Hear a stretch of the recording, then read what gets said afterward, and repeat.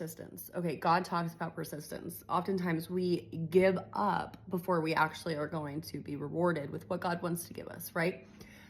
Now, the Bible talks about this, talks about faith, right, throughout. I mean, there's so many places of faith. Just Google faith in the Bible and you'll get a ton of information. Okay, so in Luke 11, 8, and 9, it talks about the persistence of a person. It says that, I'm just going to read it. I say to you, though, this is Jesus speaking, though he will not rise and give to him, because he's basically saying this person is asking for something, right? And the person who he's asking from doesn't want to give it to him. So no, you can think about those situations, right? Maybe it's a promotion at our job. Maybe it's something in our family. Maybe it's, the house that we really want, or I don't know.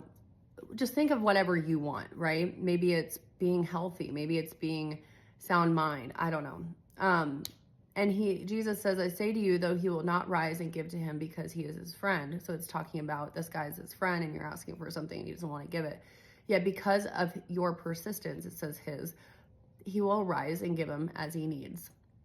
And then it goes on to say in verse 9, I say to you, this is Jesus, ask and it will be given to you. Seek and you will find. Knock and it will be opened.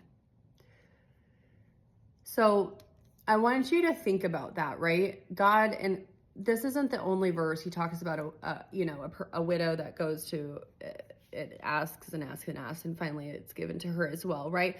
Persistence is something something God teaches, and we can think of it as like, you could say in your mind, some of you are like, well, why do I have to beg for things? It's not begging, right? It's persistence, and persistence is different than begging. See, when we're persistent on an issue or topic, that's right. And God says, as long as you're aligned with him, right? I mean, we can't just knock on the door for whatever we want and then God's going to open it. No, but what we can do is we can say, ask God to put our heart and our spirit aligned with his, right? Which means that we'll be asking for things aligned with him.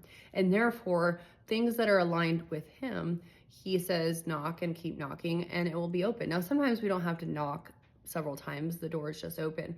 But I would say in my own experience, knocking and going around corners, going through ditches, going through tunnels. I mean, I can think about the last 2 years in my own life. I mean,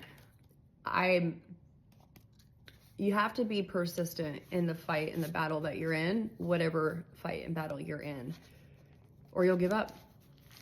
You'll give up. And the point is you don't give up. When you know you're aligned with God, you don't give up.